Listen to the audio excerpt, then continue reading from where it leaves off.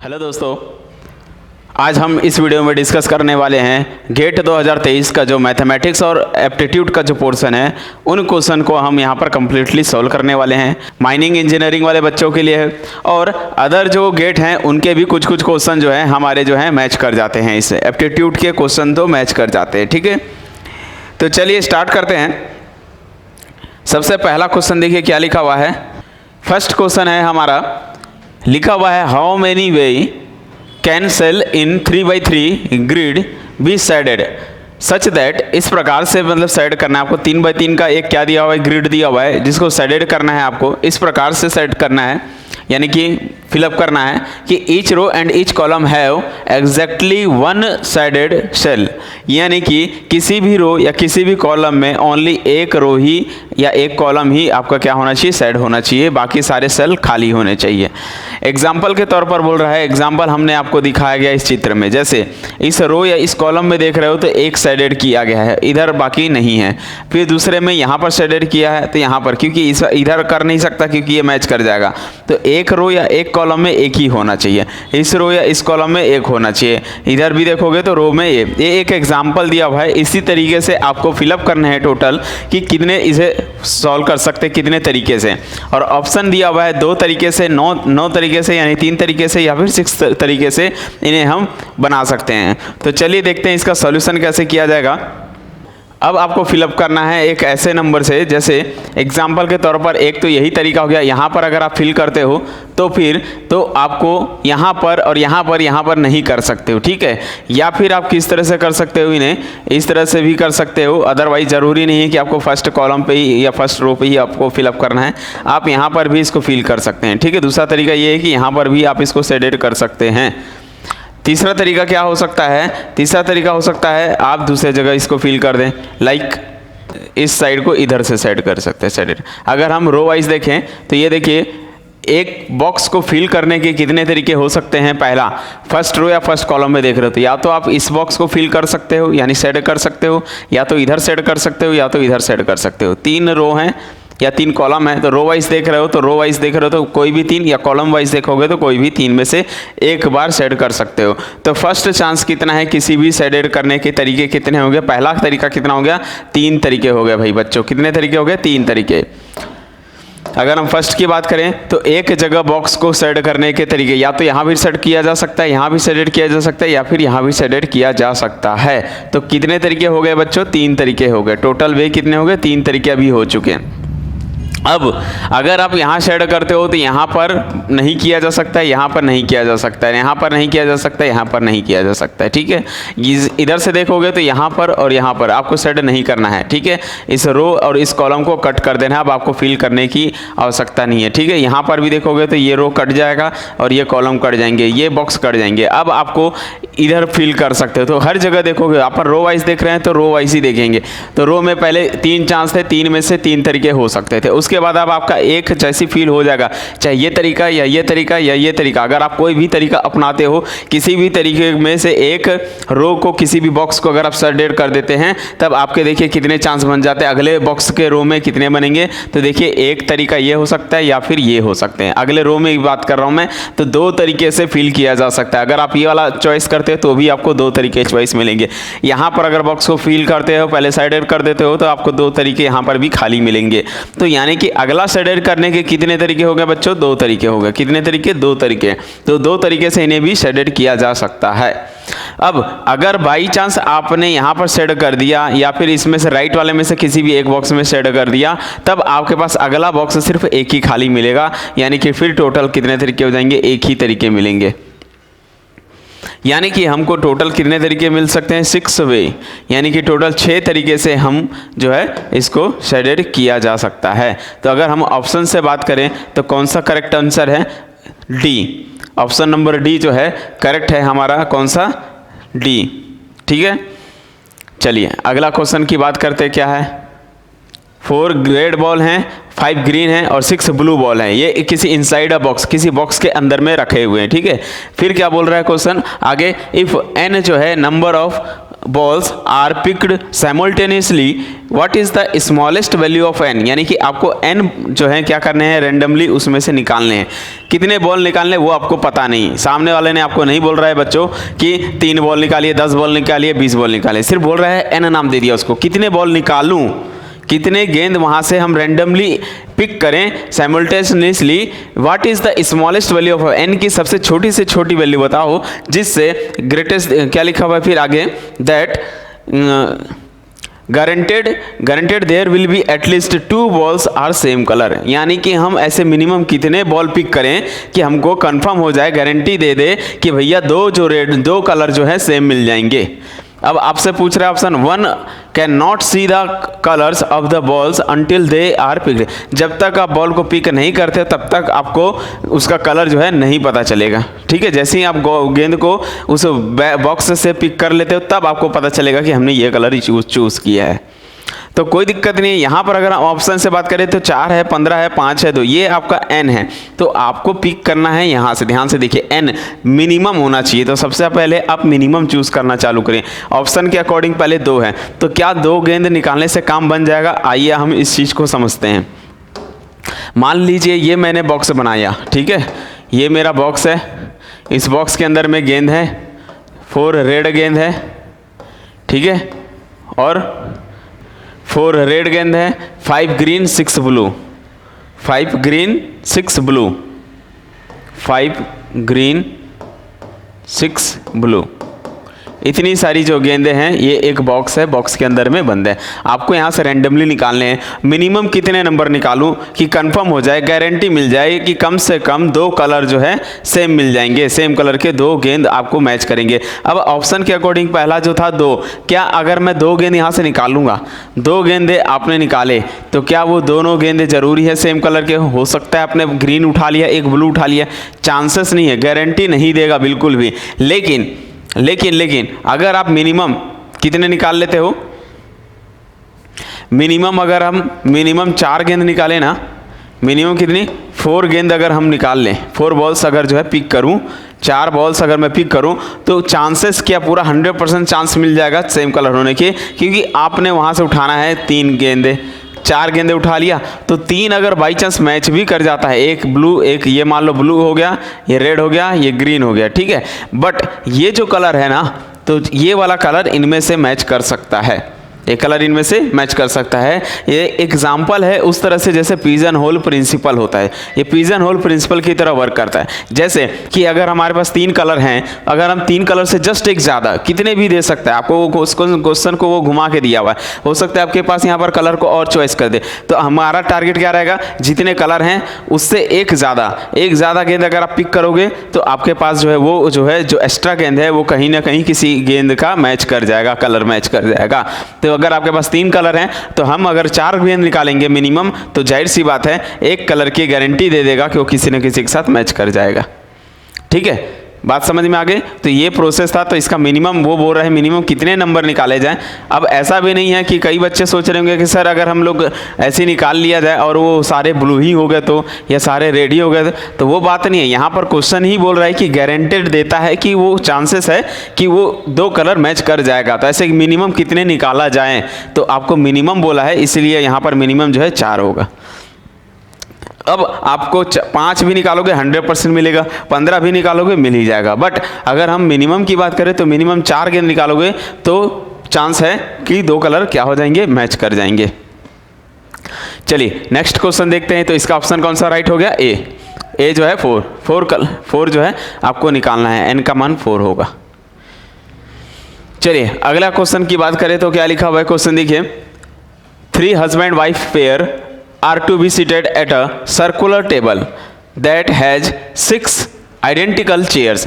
6 identical chairs हैं, उनमें husband wife का पेयर है, यानी कि 3 जोड़ा बोल सकते हो आप, 3 कपल्स हैं, 3 जोड़ा है, पेयर है हस्बैंड वाइफ का, ठीक है, पति पत्नियों का 3 जोड़ा जो है एक सर्कुलर टेबल में बैठे हुए हैं और 6 कुर्सियां लगी हुई है आइडेंटिकल, यानी एक जैसे 6 कुर्सियां जो है लगाई गई है सर्कुलर के फॉर्म में। अब आपको क्या बोल रहा है question, seating arrangement are defined only by the relative positions, relative position of the people, यानी जो रिलेशन वाले हैं। अब ऐसा नहीं कि हस्बैंड वाइफ है तो किसी की भी हस्बैंड को किसी को भी वाइफ से बैठा दिया जाए, नहीं, ऐसा नहीं करना है। रिलेटिव जो आपके रिलेटिव वाले हैं, जैसे खुद के जो पति पत्नी होते हैं उन्हीं को ही आपको बैठाना है साथ में, ठीक है। और how many sitting arrangement are possible, ऐसे कितने सिटिंग अरेंजमेंट पॉसिबल हैं कि such that every husband sit next to his wife, यानी जहाँ हस्बैंड बैठा है उसके बाद जस्ट उसका क्या हो, उसकी वाइफ बैठी हो, यानी कि जहाँ हस्बैंड बैठ जाए एक बार उसके जस्ट बाद कौन हो, उसकी वाइफ हो। क्लियर है? लिखा such that every husband seat, हर जितने भी हस्बैंड हैं वो क्या किया गया, seat next to his wife, अपने वाइफ के जस्ट बाद बैठे हुए हैं, ऐसा। तो यहाँ पर ये जो है ऑप्शन दिया हुआ है, बोल रहा है कि पहला ऑप्शन बोलता है 16 है, 4 है, 120, ऐसे कितने पॉसिबल सिटिंग अरेंजमेंट हो सकते हैं। तो आइए इसका सॉल्यूशन देखते हैं। सबसे पहले तो एक सर्कुलर टेबल बनाते हैं। ये सर्कल बनने के बाद सर्कुलर टेबल बन गया। अब इसमें हमको क्या करना है भैया, 6 लोगों को बैठाना है। तो 6 लोगों को बैठाना है, मान लो 1 2 3 4 और ये 5 ले लेते हैं, ये 6 ले लेते हैं, ठीक, ऐसा। अब ये जो 6 पेयर हैं, 6 पेयर हो गई, मान लो इसको मैंने नाम दे दिया 1 2 3 4 5 6 चेयर जो हैं आइडेंटिकली लगे हुए। अब उसके बाद पेयर कितने हैं आपके पास, पेयर तो 2 लोग का है। तो मान लो अगर यहाँ पर हस्बैंड को बैठा रहे हो तो यहाँ पर उसके बाद just next to wife, his wife, उसकी पत्नी बैठी होगी, ठीक है। तो मान लो ये पहला हस्बैंड जोड़ा है और ये पहले वाइफ है। फिर ये एक पेयर बन गया आपके पास। ये कितने पेयर बन गए, एक पेयर तो ये हो गया, तो एक पेयर ये हो गया। उसके बाद एक पेयर ये हो जाएगा मान लो, ठीक। एक पेयर कौन सा हो गया, ये वाला ले लो, तो एक पेयर ये वाला हो गया। ऐसे 3 पेयर मिल जाएंगे। 3 पेयर आपको क्या करना है, चूज करना है। ये एक जोड़ा है पति पत्नियों का, पति पत्नियों का यहाँ पर भी है, पति पत्नियों का यहाँ पर भी है। तो हस्बैंड वाइफ है, फिर ये सेकंड वाला मान लो, ठीक है, फर्स्ट सेकंड हो गए। ये सेकंड वाले जोड़ी है, तो सेकंड जोड़ी वाले को मैं दे देता हूँ, ये सेकंड वाले जोड़ी हैं हस्बैंड 2 और ये वाइफ 2। ये तीसरा वाला होगा हस्बैंड 3 वाला, ये हस्बैंड 4 वाले, ठीक है। तो ऐसे कितने जोड़ी मिलेंगे भाई, तो नंबरिंग देने का यहाँ पर कोई मकसद नहीं है, ठीक है। अब देखो, अब ये 3 जोड़ा बन गया, ये जहाँ भी बैठेंगे साथ में बैठेंगे। तो पहले था चॉइस ये है कि इन पेयर को कितने तरीके से लिख सकते हैं, तो पेयर को कितने तरीके से अरेंज किया जा सकता है। तो अरेंजमेंट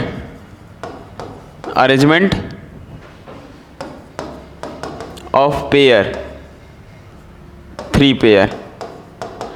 पेयर को कितने टोटल वे कितने होंगे, total arrangement of 3 pair. In 3 pairs का जो जोड़ी है उनको कितने तरीके से अरेंज कर सकते हैं, तो आप लोग पहले भी सीख चुके होंगे। अगर किसी सर्कल में 3 लोग हैं, इनको कितने तरीके से अरेंज कर सकते हैं, तो अगर 3 लोग हैं या n ऑब्जेक्ट हैं तो n-1 फैक्टोरियल तरीके से अरेंज कर सकते हैं। 3 पेयर को अरेंजमेंट करने के कितने तरीके हो गए, तो 3-1 फैक्टोरियल, यानी कि लाइक 2 फैक्टोरियल, ठीक है, मतलब 2 हो गए। तो इनको अरेंजमेंट करने के तरीके टोटल, इस बॉक्स को यहाँ भी बैठा सकते हो, इसको यहाँ भी रख सकते हो, इसको यहाँ भी रख सकते हो, इसको यहाँ भी रख सकते हो। ऐसे अरेंजमेंट करने के टोटल कितने तरीके हो जाएंगे, 2 तरीके से इन्हें बैठाया जा सकता है अलग अलग पोजीशन पे, ठीक है। लाइक ये फर्स्ट पेयर है, ये सेकंड पेयर है, ये थर्ड पेयर है। तो हो सकता है P1 यहाँ है तो P1 यहाँ रखो, यहाँ रखो, यहाँ रखो, कहीं भी रखोगे वो पहला एक ही जैसा दिखेगा। लेकिन P2 के 2 चांस हो सकते हैं, इसको यहाँ भी रख सकते हो, इसको यहाँ भी। तो एक P2 वाला यहाँ हो सकता है, P3 वाला यहाँ हो सकता है। तो वो टोटल 2 तरीके से इन्हें हम अरेंज कर सकते हैं।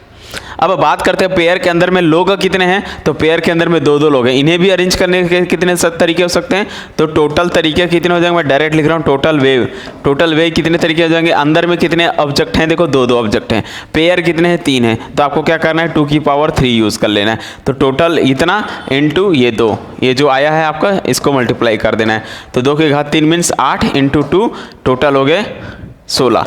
तो यानी कि टोटल कितने तरीके हो जाएंगे इसके, 16 तरीके से हम इन्हें क्या किया जा सकता है, सिटिंग अरेंजमेंट किया जा सकता है। तो आइए ऑप्शन से देखें कौन सा करेक्ट होगा, इसका भी ए, यानी कि 16 तरीके से इन्हें लिखा है ना question, how many sitting arrangement, कितने सिटिंग अरेंजमेंट किए जा सकते हैं इन्हें, तो 16 तरीके से इन्हें हम अरेंज किए जा सकते हैं। चलिए आते हैं नेक्स्ट क्वेश्चन में। क्वेश्चन जो है देखिए ये मैथमेटिक्स जैसा है, एप्टीट्यूड का ही है, हालांकि लिखा हुआ है if x satisfies the equation, इस इक्वेशन को सेटिस्फाई कर रहा है, what is the value of x, x की वैल्यू बतानी है आपकी क्या होगी। तो कोई दिक्कत नहीं है, x को बताने के लिए इसका क्या तरीका है, 4 की पावर 8 की पावर x इक्वल टू 256 है, ये कोई इक्वेशन है।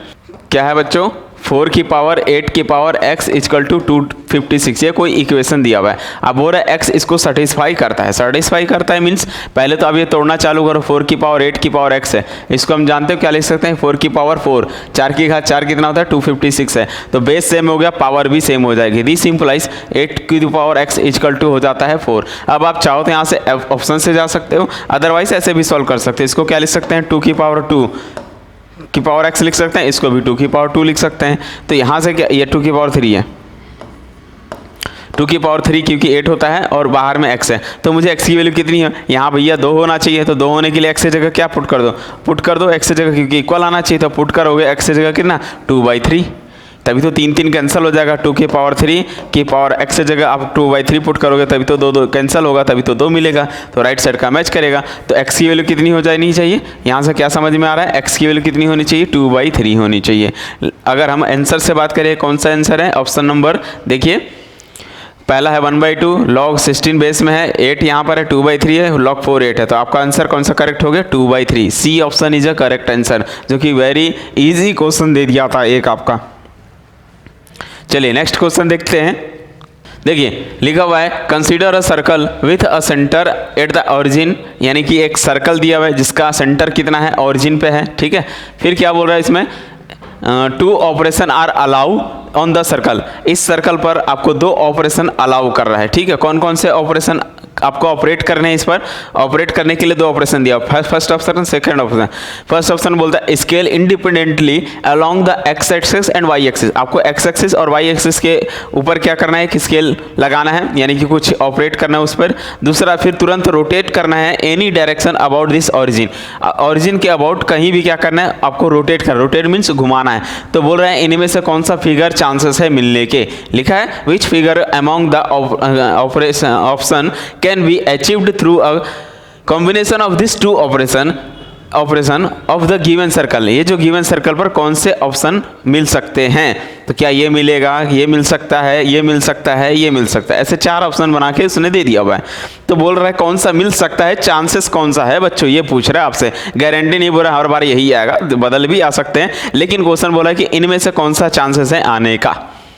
तो अगर हम बात करें तो इसका आंसर कैसा बनेगा, देखिए ये आपने सर्कल ले लिया, ठीक है, और इस पे कुछ एक्सिस खींच दिए, ऑपरेट करना है कहाँ पर, या तो एक्स एक्सिस से या तो वाई एक्सिस से, कहीं से भी कोई स्केल लगाओ बोल रहा है। तो हम क्या कर सकते हैं, चलो मैं मान लेता हूँ कि एक्स एक्सिस वाला एरिया बड़ा है, सपोज कर लेता हूँ यहाँ पर, सपोज किया कि एक्स एक्सिस वाला, ठीक है,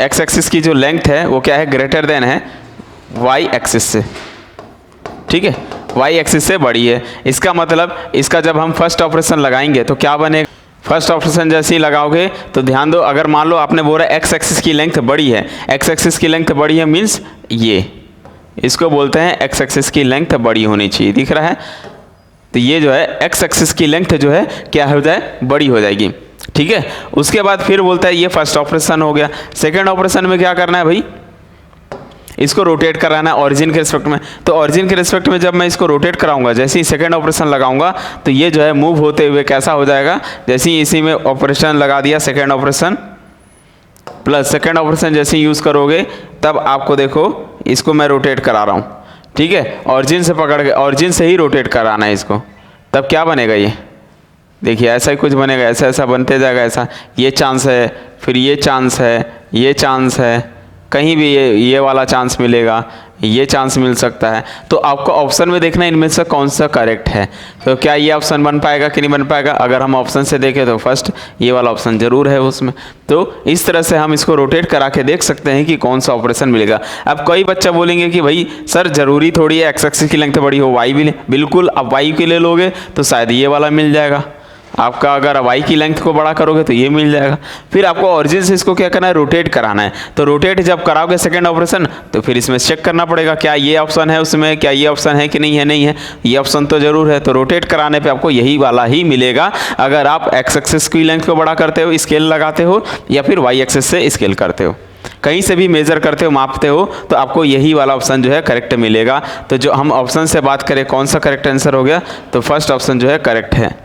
आइए ऑप्शन से देखिए कौन सा है, ये देखिए थर्ड ऑप्शन हो नहीं सकते। यहाँ पर इसके जैसा ही दिख रहा है, लेकिन देखिए ये थोड़ा सा आगे है, ऑरिजिन से ही, ऑरिजिन पे ही मूव होगा। तो ऑरिजिन पे मूव होगा यानी कि ऑरिजिन से हटेगा नहीं, तो ये वाला चांसेस कभी नहीं आएगा। यहाँ पर ये वाला भी चांसेस नहीं आएगा, ये थोड़ा सा बेंड है इस साइड से, ठीक है, तो ये भी चांसेस नहीं हो सकते। ये वाला टॉप से थोड़ा सा बेंड कर दिया तो ये चांसेस भी नहीं होगी, ठीक है। तो ऑप्शन से देखा जाए तो कौन सा करेक्ट है, फर्स्ट ऑप्शन।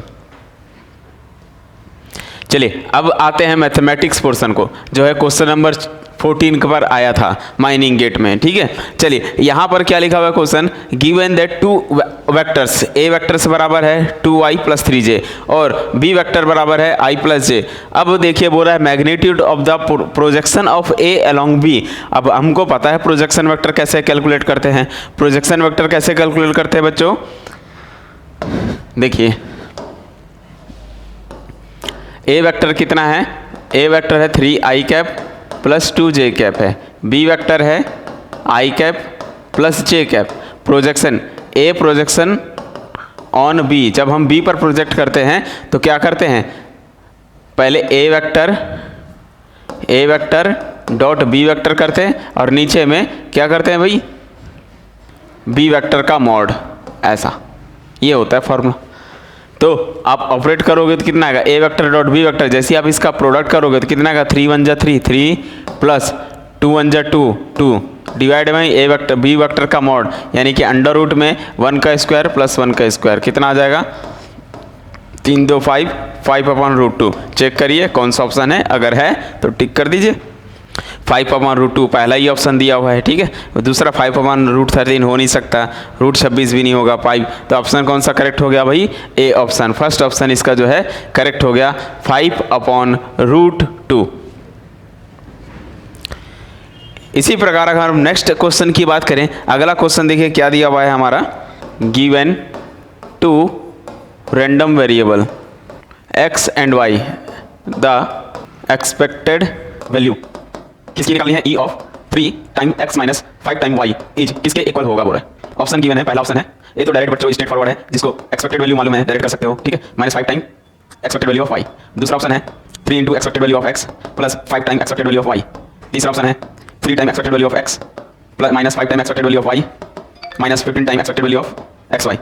चौथा ऑप्शन है expected value of x minus expected value of y minus expected value of xy। तो हमने आपको सिखाया गया है पहले भी, expected value of ax + by का कितना होता है, a बाहर expected value of x + b बाहर एक्सपेक्टेड वैल्यू ऑफ y, ठीक है। तो जो भी a और b है, a का मान 3 है, b का मान -5 है। तो अगर हम आंसर से बात करें कि कौन सा करेक्ट होगा, तो first option is a correct answer. 3 बाहर होगा, x की एक्सपेक्टेड वैल्यू, 5 बाहर होगी -5 और y की एक्सपेक्टेड वैल्यू। अगला जो है ये क्वेश्चन नंबर 21 है और क्वेश्चन नंबर 21 लिखा हुआ है, if x and y function of independent variable r and theta as given below, x की वैल्यू r cos थीटा और y की वैल्यू है r sin थीटा। x कोई फंक्शन है, y कोई फंक्शन है r और थीटा का, जहां r और थीटा इंडिपेंडेंट वेरिएबल हैं बोल रहे हैं। आपको कैलकुलेट करनी है the Jacobian of x and y, x और y की जैकोबियन बतानी है। तो बच्चों पहला ऑप्शन है tan थीटा, दूसरा ऑप्शन है r² sin theta cos theta, तीसरा ऑप्शन है r², चौथा ऑप्शन है r। तो यहाँ पर देखिए जैकोबियन पूछा है आपसे, और जैकोबियन का फॉर्मूला क्या होता है, जैकोबियन ऑफ जे को x और y का जैकोबियन का मतलब होता है, ठीक है, डेल ऑफ किसका, x और y का r और थीटा के रेस्पेक्ट में, क्योंकि x और y जो है r और थीटा के फॉर्म में, इसका मतलब डिटर्मिनेंट बनाना रहता है डेल x का डेल r के रेस्पेक्ट में, डेल x का डेल थीटा के रेस्पेक्ट में, फिर डेल y का डेल r के रेस्पेक्ट में, डेल y का डेल थीटा के रेस्पेक्ट में, यही होता है जैकोबियन। और इसका फॉर्मूला क्या होता है, डेल x बटे डेल r, यानी कि इसका r के रेस्पेक्ट में पार्शियल डेरिवेटिव कितनी होती है, r का 1 बच गया cos थीटा। फिर थीटा के रिस्पेक्ट में करना है तो कॉस का माइनस साइन थीटा होता है, तो माइनस आर साइन थीटा आ जाएगा। वाई वाले का आर के रिस्पेक्ट में करोगे तो आर का 1 हो गया, बच गया साइन थीटा, और थीटा के रिस्पेक्ट में करोगे तो आर कॉस थीटा आ जाएगा। उसके बाद इसका क्रॉस मल्टीप्लाई करोगे तो कितना बनने वाला है बच्चों, R cos square theta, minus लगता है पीछे माइनस होता है प्लस हो जाएगा R sine square theta. Overall R common करोगे तो आंसर आ जाएगा आर। ऑप्शन से अगर हम बात करें कौन सा करेक्ट आंसर होगा, R. Fourth option is a correct answer. Question number 39 है, बोल रहा था इवेल्यूएशन करना है ऑफ द इंटीग्रल और आई की वैल्यू गिवन है, इंटीग्रेशन बना दिया हुआ इसने, e to the power x minus 1 plus x to the power e minus 1 upon में e to the power x plus x की power e into D X yield. इनमें से कौन सा सही है ऑप्शन पूछ रहा है। पहला ऑप्शन दिया हुआ है इसमें लॉग मीन्स लॉग होता है e to the power x plus e to the power x की पावर e। सेकेंड ऑप्शन बात करूँ 1 upon e ln log e to the power x minus x की पावर e।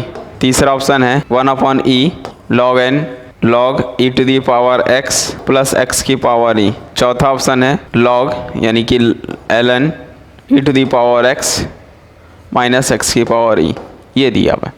देखिए कितना easy question ये भी दिया हुआ है। अगर आपको जो 12th में बच्चे ने इंटीग्रेशन अच्छे से पढ़ा है वो कहानी आराम से बन जाएगी। अगर हम नीचे वाले को t ले लें, सपोज कर लिया बच्चों मैंने e to the power x और x की पावर e को t सपोज किया, तो इसका जब हम डेरिवेटिव करते हैं तो e की पावर x का e की पावर x होता है और dx x की पावर e का e सामने आ जाएगा, कांस्टेंट हो गया ना, e नंबर हो जाता है तो x की पावर नंबर्स के लिए क्या यूज़ करते हैं, e सामने आ जाता है, x की पावर e माइनस 1 बन जाएगा और अलग से सबका dx कॉमन हो जाएगा, यहाँ पर dt बन जाएगा। यहाँ से आप क्या कर सकते हो, e को कॉमन करो, e को जैसे आप कॉमन करते हो, e से कॉमन करते हो तो क्या बनेगा, यहाँ पर यहाँ नहीं है तो e की पावर x के बटे में e आ जाएगा, प्लस यहाँ से गायब हो जाएगा और x की पावर e माइनस 1 चल रहा है, बाहर में dx लिखा है, फिर इक्वल में dt लिखोगे, ये e हटा दोगे, इसके डिवाइड में कर दोगे, ये बन चुका e की power x minus 1 plus x की पावर e माइनस 1, बाहर में dx बराबर dt के अपॉन में e आ जाएगा।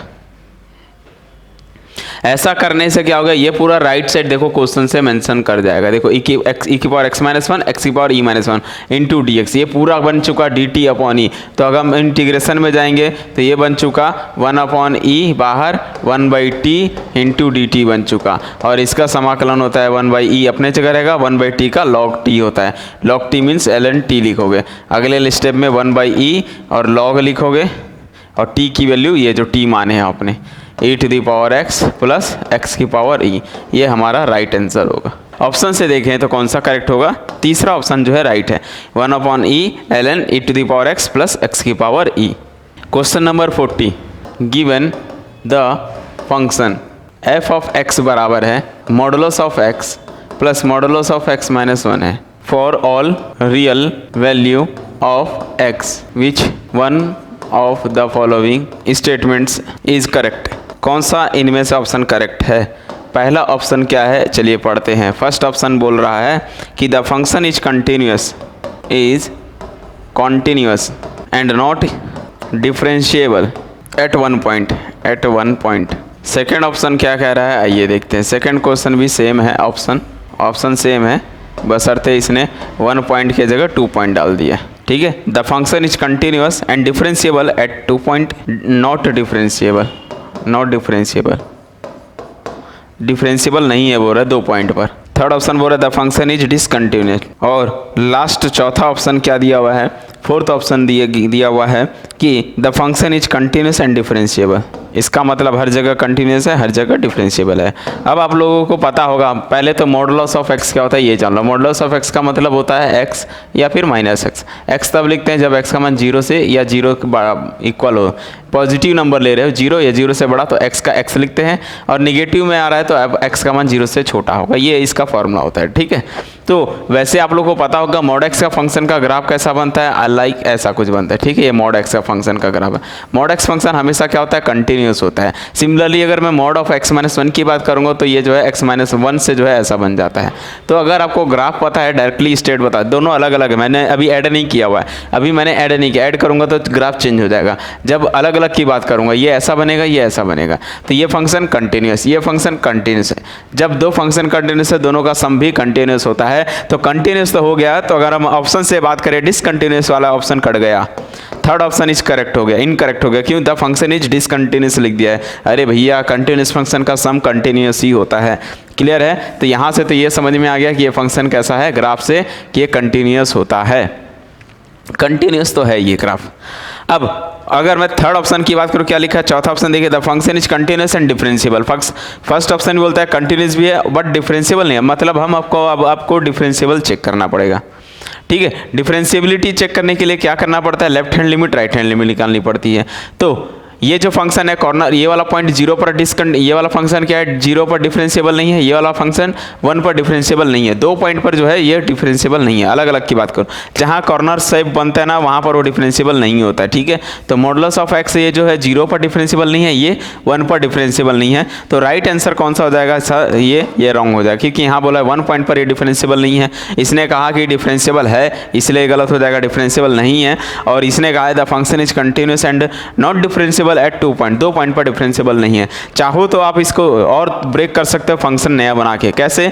मैं बता देता हूं इसको दूसरा तरीका ये कहता है, अगर मैं x की जगह वैल्यू पुट करूं 0 से छोटा, ध्यान से देखो बच्चों क्या लिख रहा हूं, x का मान 0 से छोटा, माइनस भी नहीं, 0 से छोटा, यानी कि माइनस में, जैसे -2, -3, -4 ऐसे कोई भी नंबर अगर आप रखते हो इस पे, तो क्या मिलेगा? देखो ये 0 से छोटा है, 0 से छोटा होता है तो ये माइनस में मिलती है, ये भी 0 से छोटा माइनस में, -2, -1, -3, लाइक ये भी माइनस में आएगा, इसलिए इसको भी माइनस में लिखा जाएगा, माइनस ऑफ x - 1। कहानी समझ में आई? इस क्वेश्चन के अकॉर्डिंग मॉड x की प्रॉपर्टी के अकॉर्डिंग क्या कहता है, अगर x की वैल्यू निगेटिव है तो हमको माइनस में लिखना है। तो यानी कि ये माइनस में देगा, ये माइनस में देगा। जैसे ही मैं अगर बोलूँ x की वैल्यू 0 और 0 से बड़ा नंबर डालो, लेकिन 1 से छोटा डालो, 1 नहीं डालना, 1 बिल्कुल नहीं डालना है आपको, 1 से छोटा डालना है। तो देखिए आप यहाँ से लॉजिक लगाइए, 0 से बड़ा, 0 भी रखूंगा तो पॉजिटिव में आ जाएगा, तो 0 से बड़ा में पॉजिटिव में x मिल जा रहा है। और 0 से बड़ा कोई भी नंबर डालो, वो 0.1, 0.2, 0.3 लाइक कुछ भी नंबर डालते हो, ये आपका फंक्शन पॉजिटिव दे रहा है। अब पॉजिटिव दे रहा है, इसका मतलब आपको ऐसे x लिख देना है। लेकिन 1 से छोटा यहाँ पर पुट करते हो, 1 से छोटे, 0 से बड़ा, 1 से छोटा, वो तो माइनस में मिलेगा ना, क्योंकि बड़ी से बड़ी वैल्यू 1 है। 1 से घटाओगे तो आपको जो है वो माइनस में दे देगा। लाइक 0.1 - 1 आपको माइनस में मिलेगा, 0.2 - 1 करोगे तो भी माइनस में आएगा। जब माइनस में आता है तो हम इसको ब्रैकेट में लिख के ऐसे माइनस में डाल के x - 1 लिखना पड़ेगा। थर्ड केस, जब आप x की वैल्यू 1 और 1 से बड़ी कुछ भी नंबर डालो, 1 भी रखते हो, ये पॉजिटिव, 1 - 1 0, 0 को पॉजिटिव माना जाएगा, क्योंकि 0 के लिए भी ये x दे देता है। उसके बाद 2, 4, 6, 10, 20 कुछ भी वैल्यू डालो, ये भी पॉजिटिव, ये भी पॉजिटिव, यानी कि यहाँ पर हम ऐसे x प्लस x - 1 लिख सकते हैं। ओवरऑल इसको सिंप्लीफाई करते हो, ये x और x ये जो है -2x हो जाएगा, ये -1 अंदर जाएगा, +1 बन जाएगा। इसका ग्राफ देखोगे तो ये कैंसिल हो जाएगा, 1 आ जाएगा, और ये 2x - 1 हो जाएगा। रेंज किस रेंज में?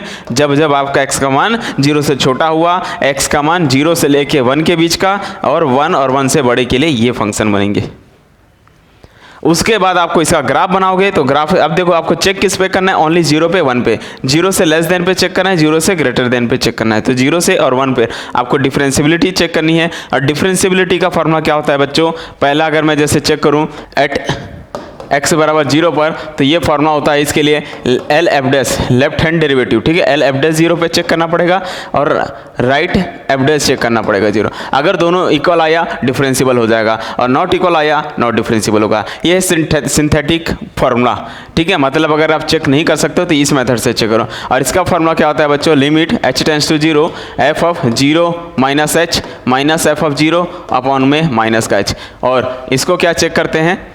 Limit h tends to 0 f of 0 plus h minus f of 0 upon में h। चेक करते हैं कि क्या ये दोनों इक्वल आ रहा है कि नहीं आ रहा है, ठीक है। तो इनके बीच में चेक करना है इक्वलिटी। तो बताओ limit h tends to 0, 0 minus h कौन सा फंक्शन है, आपको यहाँ पर जाना है। 0 से छोटा दिख रहा है, 0 से छोटा लिखा हुआ है, लेस देन 0, तो ये वाली वैल्यू पुट करनी है और x की जगह आपको 0 माइनस h पुट करना है, यानी कि माइनस h पुट करना है। तो -2, फिर यहाँ क्या बन जाएगा, यह है -2 ब्रैकेट में x की जगह -h डालना है, फिर क्या था वहाँ पर +1 है, ये पूरा लिखोगे +1। और 0 पर वैल्यू कितनी हो रही है, 0 पर चेक करना है, कहाँ इक्वल 0 लिखा है इक्वल 0 पर कितना है 1 है, ठीक है, पुट नहीं करना है बच्चों, माइनस पे 1 मिल जाएगा, नीचे में -h है। क्या इसके बारे में चेक करें, क्या ये क्या दे रहा है, लिमिट h टेंड्स टू 0, मैंने अलग अलग निकालना है, चेक कर रहे हैं हम लोग, ठीक है। तो 0 से बड़ा देखिए कौन सा ग्राफ मिल रहा है, 0 से बड़ा यही है, 0 से बड़े के लिए 1 है, फिर 1 पर भी आंसर 1 ही है, तो ये कितना मिल जा रहा है बच्चों, ये 1 - 1, ये 0, ये बटे में, तो ऊपर का ये तो 0 आ गया ना, ये तो 0 आ गया, लेकिन ये तो कितना हो जाएगा, लिमिट h टेंड्स टू 0, ये माइनस माइनस प्लस हो गया 2h, ये कैंसिल हो गया 2h अपॉन का -h, ये कैंसिल होगा तो ये माइनस का 2 दे रहा है बच्चों। अब ये -2 और ये 0 क्या इक्वल आया, क्या ये इक्वल आया, नहीं ना, तो ये जो पार्ट है ये अलग है, तो ये नॉट इक्वल आया, मतलब ये 0 पर डिफरेंशिएबल नहीं है, नॉट डिफरेंशिएबल, तो हम सीधा बोलेंगे नॉट डिफरेंशिएबल एट x = 0, 0 पर डिफरेंशिएबल नहीं है।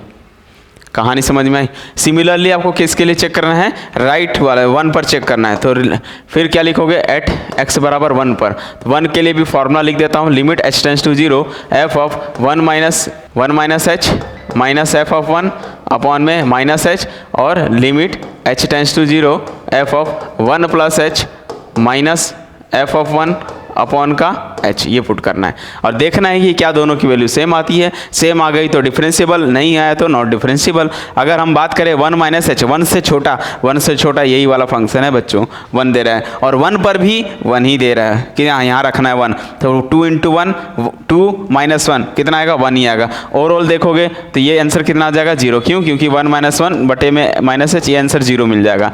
अब देखते हैं क्या ये भी 0 आ रहा है, तो चेक करो, लिमिट लगाओगे h टेंड्स टू 0, किस पे डालना है, 1 से ज़्यादा, 1 + h मीन्स 1 से बड़ा, तो 1 से बड़ा कौन सा फंक्शन है, देखिए 1 + h, 1 से बड़ा, 1 से बड़े के लिए कितने 2x - 1 है, तो x की जगह क्या डालना है, 1 + h डालना है, ठीक है। तो 1 + h डालोगे तो कितना मिलेगा, limit h tends to 0, 2 × 1 + h minus पहले से वहाँ पर 1 है, ठीक है, ये 2 1 + h -1 हो गया, और 1 पर भी आंसर 1 ही मिल जाएगा, तो ठीक है 1 पर आंसर कितना आ जाएगा, f ऑफ 1 पर -1 डिवाइड बाई कितना h है, लिमिट पुट करते हुए h टेंड्स टू 0, अंदर लेके जाओगे तो 2 + 2h - 2 डिवाइड बाई h, ये 2 कैंसिल हो गया, h कैंसिल हो जाएगा, इसका आंसर आएगा 2, ये नॉट इक्वल आया तो इसका मतलब ये जो है 1 पर भी डिफरेंशिएबल नहीं है, नॉट डिफरेंशिएबल।